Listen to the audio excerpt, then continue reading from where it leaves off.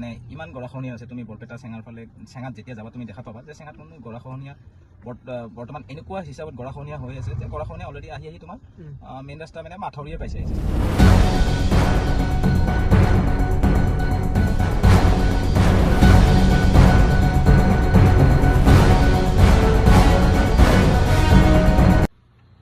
হয় চাওক, এতিয়া আমাৰ মাজত আছে ৰাজদ দলৰ যুৱ বাহিনীৰ কাৰ্যকাৰী সভাপতি মেহবুব আলী। মই তেখেতৰ ওচৰত পোনে পোনে যাবলৈ চেষ্টা কৰিছো।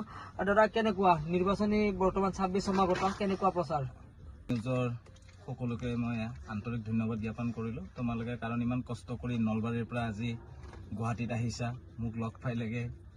অলপ ইলেকশ্যনৰ বতৰ চলি আছে, ইলেকশ্যনৰ হৈ অলপ আলোচনা কৰিম বুলি মোক ফোন কৰিলা। ঠিক আছে, চাওঁ তোমালোকে কি কুৱেশ্যন কৰা, মই তাৰে কি ইমানখিনি উত্তৰ দিব পাৰোঁ।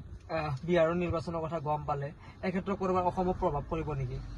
চোৱা, বিহাৰৰ ইলেকশ্যনে অসমত মানে কোনো প্ৰভাৱ নেপেলায়। অসমৰ মানে যোনটো 2026 বিধানসভাৰ ইলেকশ্যন আহি আছে, এইটো টোটেলি বিহাৰত কৰি সুকীয়া হ'ব। আৰু অসমৰ ৰাইজে পোনপ্ৰথমে মই এটা কথাই কওঁ, অসমৰ ৰাইজৰ লগত আমি সকলো এতিয়া জুবিনদাৰ মানে ন্যায় বিচাৰি আছোঁ।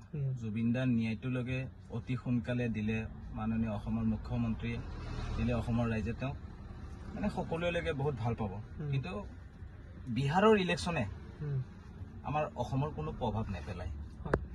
আৰু জুবিনদাৰ ন্যায়ৰ কাৰণে আমি সকলোৱে লাগি আছোঁ। আৰু জুবিনদাৰলৈ ইলেকশ্যনো নহয় যে মানুহে ভাবিব পাৰে যে জুবিনদাৰ ন্যায়ৰ কাৰণে ইলেকশ্যন হ'ব।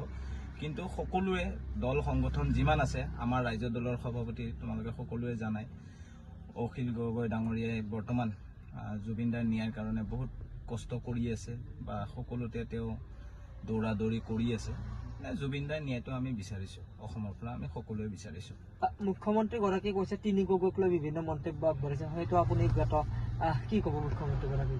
চাওক, এতিয়া তিনি গগৈৰ কথা তেওঁ কৈছে যে তিনি গগৈয়ে মানে 2026 অসম বিধানসভাত লাগে কেনেকৈ মানে চৰকাৰ গঠন কৰিব, এইটোলৈ তেওঁ বহুত কৈছে। এতিয়া চাওক, যিখিনি ইলেকশ্যনৰ কথাটো মানে মই হওঁ বা কোনেও ক'ব নোৱাৰে, এইটো জনসাধাৰণে যাক আঁকোৱালি লয় জনসাধাৰণৰ ভোটৰ ওপৰতে লাগে ইলেকশ্যনটো হ'ব।